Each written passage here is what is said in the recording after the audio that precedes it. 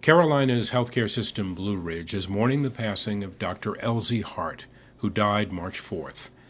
For 41 years, he worked as an ENT at Blue Ridge ENT and Allergy.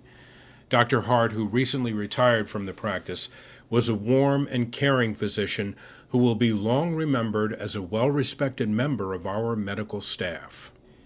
In his memory, we present a Bridges story that we did in 2013 about Dr. Hart's experience as a surgeon in Vietnam. You know Dr. Elzie Hart as a respected ear, nose, and throat and allergy specialist in Morganton. But what you might not know is that for 1 year, 365 days exactly, in 1968 and 1969, Air Force Captain Elzie Hart served as a battalion surgeon attached to an Army infantry unit in Vietnam. His first mission, near the Cambodian border, was in what was called a fire support base. These are units about, or places that you build about probably 300 yards diameter, surrounded by what they call concertina wire, which is the razor barbed wire. Then various mines and some what we call fugas, which is actually napalm in a 55-gallon drum. And that was our perimeter, the 3 layers of that barbed wire, as well as various things, because at night you're basically in the middle of nowhere. And what the North Vietnamese, NVA, and the VC, the Viet Congs, were doing is try to overrun these places at night. The mission of these bases was known as Search and Destroy. I had like 30 medics under me, and one of them each was assigned to various platoons. And so they'd go out, and platoon is 13 to 15 guys, go out and go into it. We were not really in the jungle area, we were south of the jungle. There were some areas of woods and this, that, and the other, and it was really look for areas where the NVA or Viet Cong were trying to infiltrate. Dr. Hart supervised a frontline triage unit and performed general surgery. If somebody got hurt, then the function was the medics to get them back to me in our fire support base. We'd stabilize them, and then we'd be calling in the helicopters, medevacs.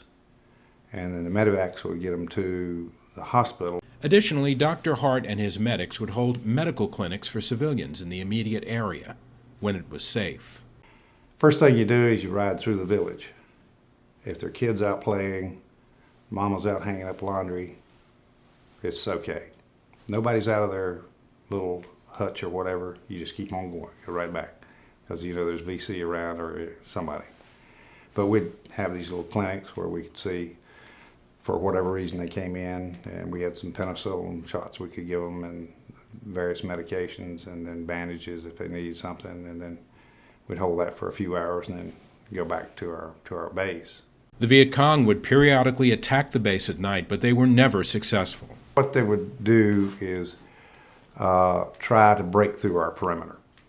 But fortunately we had enough firepower, being not only infantry just with the M16s, they had machine guns, grenade launchers, mortars, you name it.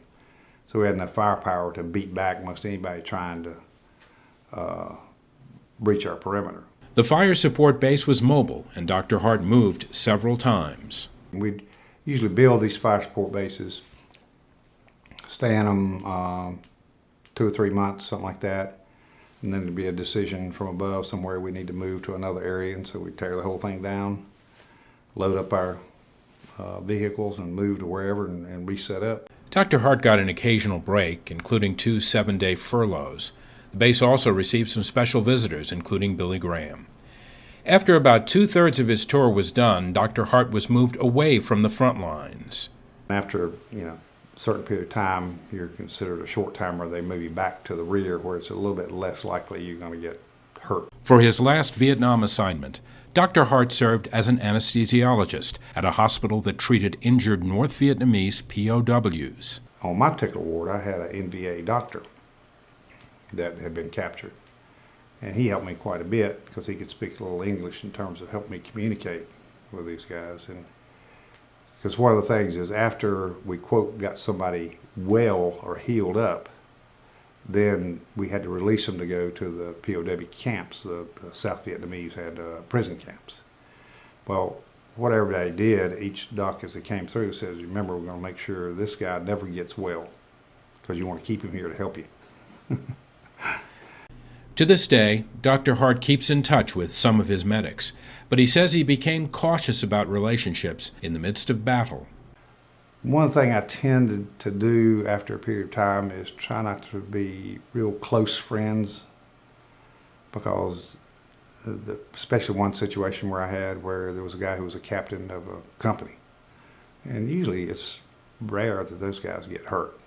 And one day they brought him in with a bullet right here, boom. And this guy had been, just before drinking coffee with and this kind of stuff, and talking about where we lived and where we go and family and this kind of stuff. And so you kind of got away from making real close relationships, but you got to know people well. Despite the ever-present danger and the hardships of his Vietnam tour, Dr. Hart came away from it all with valuable new skills. The experience I had was stuff you'd never have here, in terms of types of injuries and what to do with them and this type of thing. And so I think it really broadened your medical degree of expertise in dealing with a lot of things you might not routinely come across just in average daily being in Morganton, North Carolina as an ENT doctor, or even as a general surgeon for that matter. As Dr. Hart put it, his service in Vietnam was an extraordinary experience and focused him as a physician and as a man. As he put it, just don't sweat the small stuff.